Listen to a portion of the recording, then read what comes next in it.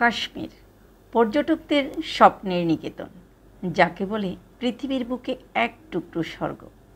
কাশ্মীর এক এক সিজনে এক এক রকম সুন্দর। আসলে কাশ্মীর এমন একটা জায়গা যেখানে সব সময় আসা যায়। আজ আমাদের কাশ্মীর বেড়ানোর পঞ্চম দিন। আজকে আমরা যাব সোনমার্গে। চলুন শুরু করা যাক সোনমার্গের গল্প। ঠান্ডাতে পুরো বাতাসে বরফ হয়ে যাচ্ছে। Hello everyone, good morning. এখন বাজে সকাল 8টা। আমরা যাত্রা শুরু করেছি শ্রীনগর থেকে সোনমার্গের উদ্দেশ্যে। গতকাল রাতে এখানে খুবই বৃষ্টি ছিল, তাই রাস্তাঘাট দেখতেই পাচ্ছেন ভেজা। আর এখন আমরা এসে পৌঁছালাম গান্দারবাল। আমরা এখন শ্রীনগর শেষ করে আমরা অন্য একটা ডিস্ট্রিক্টে চলে আসছি। এটা হচ্ছে গান্দারবাল। আমরা এখন আছি গান্দারবাল। গান্দারবালে এটা হচ্ছে যে ফরেস্টের এখানে একটা আর্টিফিশিয়াল একটা ওয়াটার স্রোত ঝর্ণা। তো আমরা এখানে একটু দেখছি ফরেস্ট এরিয়াতে। এখন আবার যাত্রা শুরু করলাম। আর দেখতেই পাচ্ছেন দূরে আর পাহাড়ের উপরে একটু একটু মেঘ আর একটু বরফ দেখা যাচ্ছে। আর দেখেন এখানকার প্রত্যেকটা ঘরবাড়ি আলাদা আলাদা সুন্দর, আলাদা আলাদা স্ট্রাকচারের, দেখতে খুবই ভালো লাগছে। এখন আমরা একটু টি ব্রেক নিলাম। আর এখান থেকে দেখেন দেখা যাচ্ছে সিন্ধু ব্রিজ। আর এই যে ফ্লোসটা দেখতে পাচ্ছেন এটা হচ্ছে সিন্ধু নদ, যেটা পুরো সোনমার্গে আমরা দেখতে পাবো।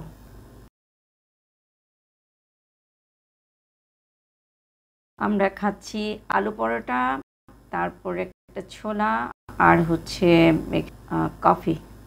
দূর থেকে সিন্ধু ব্রিজটা দেখতে খুবই ভাল লাগছে। আর এই পরিবেশে দাঁড়িয়ে অন্যরকম আনন্দের। এখন যাচ্ছি আমরা সিন্ধু ব্রিজ দিয়ে।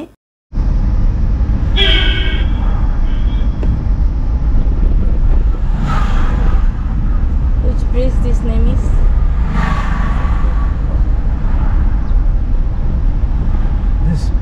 This place is called Minigam. It's the part of Gandarbal, and this bridge is called Vail Bridge. Vail Bridge. Yes, now we are going to NH1 highway, which is going to Kargil and Ladakh, same road. Oh. আর দেখেন স্ট্রাকচারটা কত সুন্দর, চারপাশের ভিউটা অসম্ভব ভালো লাগছে।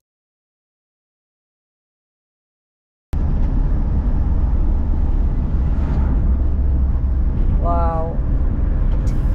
আর এখানের মানে সবচেয়ে ভালো লাগে রাস্তায় এরকম ভেড়ার পাল দেখা যায়। আর আমাদের আজকে পৌঁছাতে সময় লাগবে প্রায় শ্রীনগর থেকে 2.5 ঘন্টা 3 ঘন্টার মতোই। আর এই পথটা হচ্ছে প্রায় 89 কিলোমিটার। এখান থেকে আমরা অনেক ভেড়ার পাল দেখতে পাচ্ছি। আর পাশে বয়ে চলছে সিন্ধু নদটা। আমাদের গাড়ি এসে থামলো মিডল একটা পয়েন্টে। এটা হচ্ছে সোনমার্গের মিডল পয়েন্ট, সোনমার্গ। আর এই যে চারপাশের যে অসাধারণ ভিউটা দেখা যাচ্ছে, ওই যে পাহাড়ের উপরে স্নো পড়ে আছে।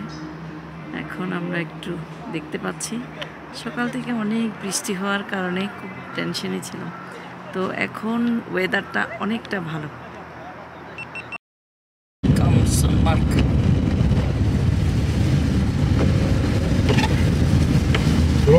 Side keep it, road side keep it.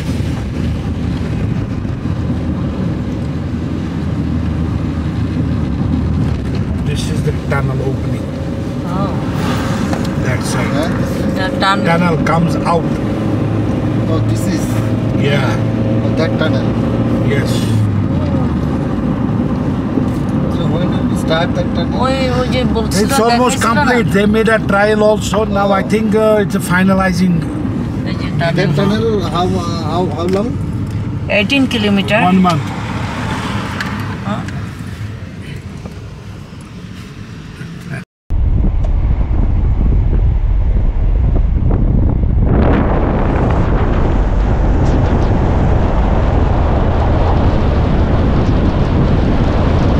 সোনমার্গে আছে থেজওয়াস গ্লেসিয়ার, আর আছে সোনমার্গ থেকে যদি আপনারা জিরো পয়েন্টে যান সেক্ষেত্রে আলাদা করে জিপ পাওয়া যায়, যেটা ইউনিয়ন জিপ ভাড়া করে সোনমার্গ থেকে আমাদের যেতে হবে। সো আজকে দেখি যে আজকের দিনটাতে ইচ্ছে আছে আমরা জিরো পয়েন্টে যাব, সেক্ষেত্রে কিভাবে যাই, কোন প্রসেসে যাই আপনাদেরকে শেয়ার করব।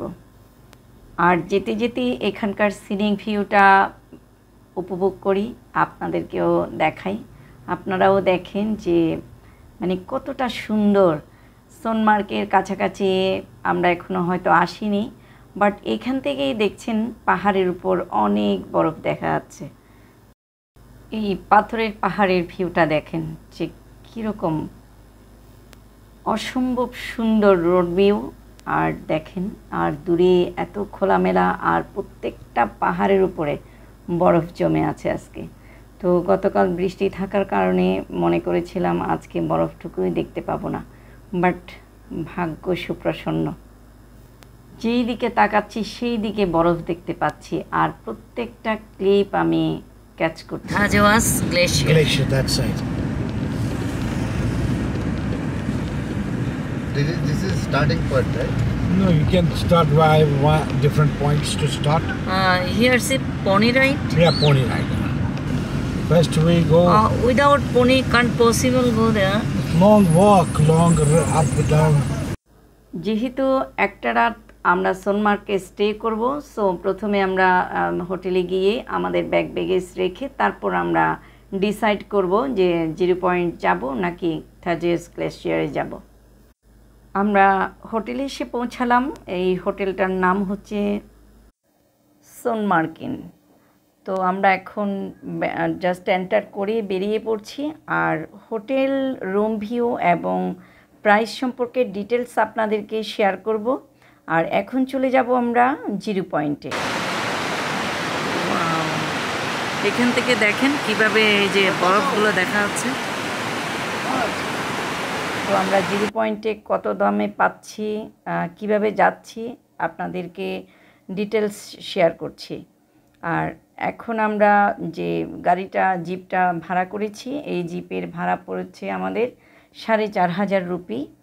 আর আমরা এখন দুজন আছি, আমাদের 4,500 রুপি পড়ছে। তো চিন্তা করলাম যে 4,500 রুপি আমাদের জন্য টু মাচ। সো আমাদের পরিচিত আরেকটা ফ্যামিলি, বাঙালি ফ্যামিলি আছে, যাদেরকে আমরা কল করেছি, বললাম যে আমাদের সাথে যাবে কি না। তো ওরাও এগ্রি হলো যে আমাদের সাথে যাবে। সো ওদের জন্য অপেক্ষা করছি এখন। এই যে চলে আসছে আরেকজন ফ্যামিলি, তো আমরা দুই ফ্যামিলি একসাথে যাচ্ছি।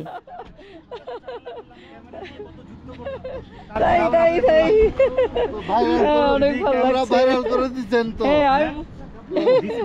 আমি বলছি আমার ছোট ভাই আসতেছে, একটু অপেক্ষা করো। আমরা বলতেছি যে আমাদের বড় বোন ঠিক করছে, আপনারা কেন বাধা দিচ্ছেন?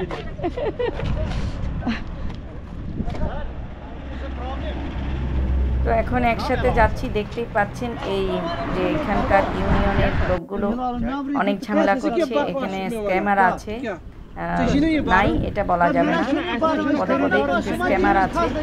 তো ওরা অনেক বাড়াবাড়ি করছে। তো আমরা বললাম যে না, ওরা আমাদের আত্মীয়, তো আমরা এখন একসাথে চলে আসছি। Together same flight same.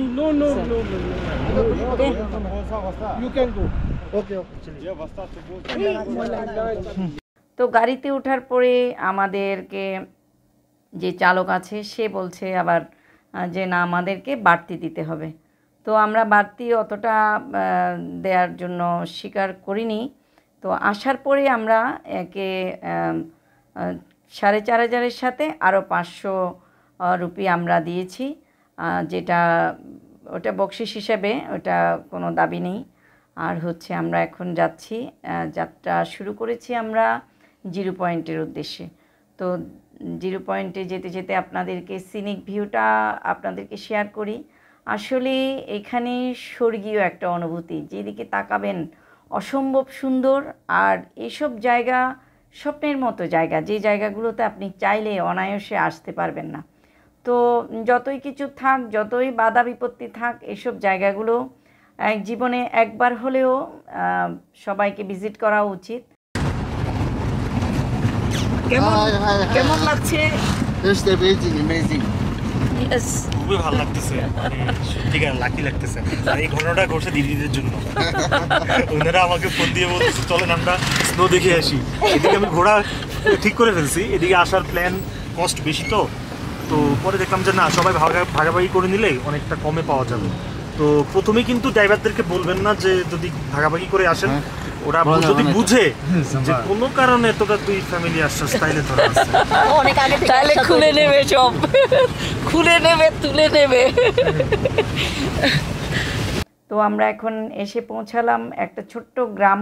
এটা হচ্ছে শেষ গ্রাম। ছোট্ট গ্রাম বলতে এটা হচ্ছে কাশ্মীরের মধ্যে শেষ গ্রাম, যেখানে সামনে আমরা এখন দাঁড়াচ্ছি, আমরা এখন নামছি আর কি। কাশ্মীরের এই শেষ গ্রামটির নাম হচ্ছে সারবাল। আর আমরা এখন সারবালের সামনে এসে দাঁড়িয়েছি। আর এই গ্রামটি এখান থেকে অনেক নিচে, মানে অকল্পনীয়। এখানে যে কিভাবে ওরা সারভাইভ করে এটাই ভাবছিলাম। আর এত সুন্দর জায়গায় ওরা থাকে। এখানে 4 মাসের জন্য ওরা আসে, আর বাকি মাসগুলো এখান থেকে জম্মুতে চলে যায়। মানে ওদের ঘরবাড়িগুলো এত স্নোতে ঢাকা পড়ে যায়, ওরা আর এখানে থাকতে পারে না। বিষয়গুলো জানতে কেমন কেমন জানি লাগছিল। তো আমাদের ড্রাইভার আমাদেরকে বলছিল, ও অবশ্য খারাপ না, ভালো, কিন্তু কাশ্মীরের একটা সমস্যা হচ্ছে আপনি যেখানেই যাবেন সেখানে একটু একটু সবাই বিরক্ত করবে সব কিছু নিয়ে। এটা কিছুই মাথা রাখার দরকার নাই। আপনি ভিজিট করতে আসবেন, আপনি এখানে থাকতে আসবেন না। সো আপনি স্ট্রংলি সেভাবে মুভ করবেন, দেখবেন আপনার ভ্রমণটা অনেক সহজ হয়ে গিয়েছে। কারণ সময় থাকতে, বয়স থাকতে আমরা যদি এই জায়গাগুলো ভিজিট না করি, বয়স চলে গেলে কিন্তু এই জায়গা ভিজিট করতে পারবেন না। যতই টাকা পয়সা থাক, যতই কিছু থাক, বাট শারীরিক অবস্থাটা যদি ভালো না থাকে সম্ভব না। আমার ছিল ডেঙ্গু থেকে আমি উঠছি মাত্র 15-20 দিন হবে আমি চলে আসছি এখানে। মানে আমার অনেক আগ্রহ ছিল আমি কাশ্মীরটা ভিজিট করব। 2 বছর আগের থেকে আমি ডিসাইড করেছি কাশ্মীর যেতে পারিনি, কাশ্মীরটি যাব, বাট এখন চলে আসছি। আর দেখেন চারপাশের ভিউগুলো অসাধারণ। আর রাস্তাগুলো এত দুর্গম কি বলবো, মানে প্রচণ্ড দুর্গম একটা জায়গা। যদি যেতে পারেন, যদি যাওয়ার মতো সামর্থ্য থাকে, এখানে জীবনে একবার ভিজিট করবেন, অসম্ভব ভালো লাগবে। তো যাই হোক, আমরা এখন স্ট্রিম একটা রোড দিয়ে যাচ্ছিলাম, আর রোডের ভিউটা দেখায় আপনাদের। আর এতটা দুর্গম আসলে মানে ভাষায় প্রকাশ করা যাবে না। তো আমার খুব ভালো লাগছে এই কারণেই, আমরা যে ফ্যামিলিটাকে পেয়েছি আমার খুব ভালো লাগছে। এই কারণেই আমি এখানে আসার আগে একটা অ্যাক্সিডেন্টের একটা ক্লিপ দেখি, যেটার কারণে আমার কাছে অনেক ভয় লাগছিল। তো আমি শুধু প্রে করছিলাম যাতে মানে সুস্থভাবে যেতে পারি, ভয়টা আমার না লাগে। বাট এখন যে যাচ্ছি খুবই ভালো লাগছে। আর ওদেরকে সাথে পেয়ে একটু সাহসটা বাড়লো, আর খুব এনজয় করছি ভিউটাকে। আর এই দেখতে দেখতে পথটা আমাদের এসে থামলো একটা ভিউ পয়েন্টের সামনে। কি অসাধারণ ভিউ দেখেন চারপাশে, মানে সাদা আর সাদা, দারুণ একটা ভিউ, মানে অসম্ভব ভাল লাগছে পুরোটাই। আশেপাশে যাই দেখছি, মানে চারপাশে দেখি এই যে সাদা ভিউ, যেটা অসম্ভব ভাল লাগছে। আর খুবই মজা করতেছিলাম সবাই, খুব ভাল লাগছিল। আর এতটা ঠান্ডা, খুবই ঠান্ডা পড়ছে। আর এখন মেঘলা দেখতেও পাচ্ছেন। আর এখানে মানে চেঞ্জ হতে বেশিক্ষণ সময় লাগে না। এখানকার ওয়েদারটা এমন, এই বৃষ্টি, এই মেঘলা, এই মেঘ চলে আসে, এই টাইপের। তো এখন কেমন একটু মেঘও আছে, তো হয়তো বৃষ্টিও আসবে। আমরা এখন উপরের দিকে যাব। অসাধারণ একটা তার আগে আমরা সবাই মিলে একটু গরম গরম নিলাম। খুবই ভালো লাগছে, চা খেলাম, খুবই ভালো লাগছে। সবাই মিলে একটু আড্ডাও দিলাম। তারপরে আমরা এখন উপরের দিকে যাচ্ছি।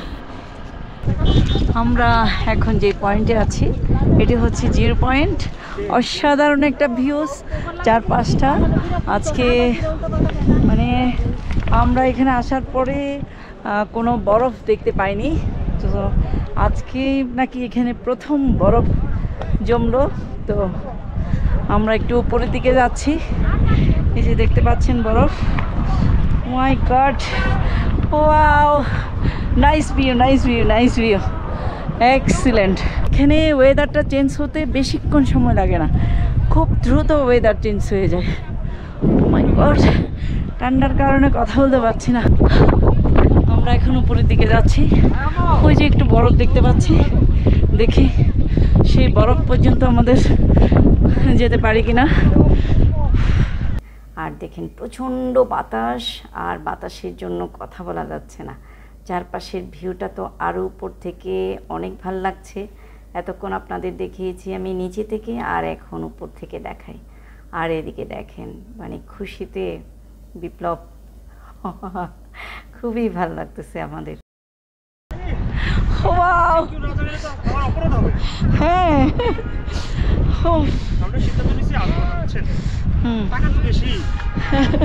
হ্যাঁ,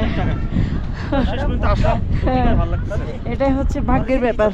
আমরাও ভাবছি এত দাম দিয়ে কেমনে যাব। এখানে যত টাকাই হোক ভাই আসতে হবে। হ্যাঁ অবশ্যই আসতে হবে। টাকা উসুল হয়ে যাবে। হ্যাঁ অবশ্যই, আপনি অবশ্যই যত টাকা হোক এই জায়গাটা এক্সপ্লোর করবেন, দেখবেন যে সারা জীবনের স্বাদ মিটে যাবে। Oh, बताओ ये प्रोफेशनल अलग रहता है। yes. Hi, Biplab. Hi, what a feel. Amazing. টাকা উসল। অসম্ভব ভালো লাগার মতো একটা জায়গা। এটা হলো সেই সোনমার্গের 0 পয়েন্ট।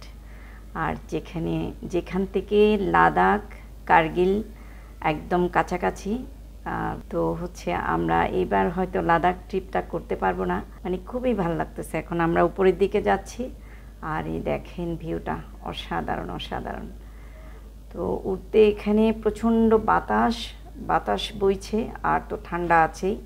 পিচ্ছিল হচ্ছে আপনার এই মানে পথটা, এখানে সব পাথর, মানে পাথরের এই উঠার জায়গাটা। আর বরফ পড়াতে এই জায়গাগুলো ভেজা, আর খুব মানে পা পিছলে যাচ্ছে বারবার। তারপরও ওই যে উপরের টার্গেট, আমরা উপরে যাব বরফ ছুবো বলে। তো এখন আমরা যাচ্ছি, আসলে অনেক কষ্টের, বাট অনেক ফিলিং গুডস, অনেক বেশি ভালো লাগছে।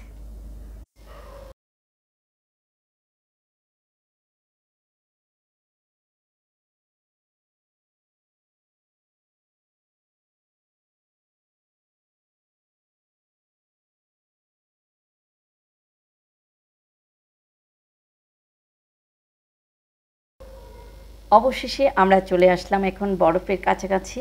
আর এখন দেখেন এখানে -2-3 ডিগ্রি, এখানে আসলে বেশিক্ষণ থাকা যাবে না। আমরা এখান থেকে যে পাশে কেপটা দেখতে পাচ্ছি, যে গ্লেশিয়ার ওয়াটারটা, মানে এই বরফ গলে গলে এই কেপটা তৈরি হয়েছে আসলে, আই থিঙ্ক।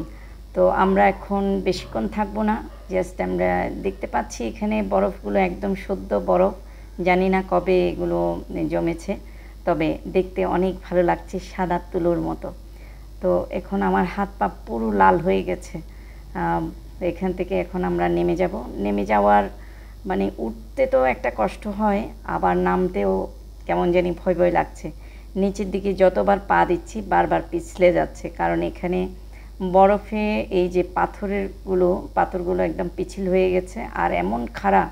আর দেখতে পাচ্ছেন কয়েকজন হামাগুড়ি দিয়ে নামছে। দেখতে মানে রসাত্মক হলেও বাট এটাই হচ্ছে বাস্তব। এখান থেকে নামতে অনেক ডেঞ্জারাস। তো তো এখন দেখতে পাচ্ছি একটা একদম সর্বকনিষ্ঠ একজন পর্যটক ট্রেকার, এই যে দেখছেন ওর বাবা কোলে করে নিয়ে আসছে। তো আমরা আজকে সোনমার্গের আজকে 0 পয়েন্টে এখানেই শেষ করছি আমাদের পর্বটি। দেখা হচ্ছে আপনাদের সাথে পরবর্তী অন্য একটি পর্বে। সবাইকে দেখার আমন্ত্রণ রইল।